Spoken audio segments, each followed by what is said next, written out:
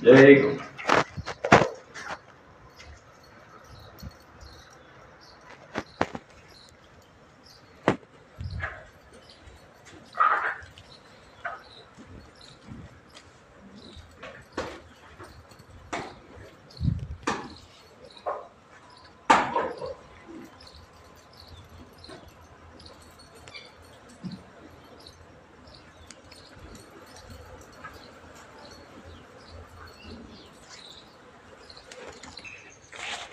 જો ભાઈ આજે ધનતેરસ છે તો બધા મિત્રોને ધનતેરસની હાર્દિક શુભકામના. અને મારા માટે તો અમારી ગાયથી વધારે કાંઈ કિંમતી ધન નથી, એટલે ગાયની પૂજા કરી, બધી ગૌ માતાની પૂજા કરી, બધી ગવાળીઓના મોઢા મીઠા કર્યા, બધી ગાયોને ચાંદલા કરી દીધા છે.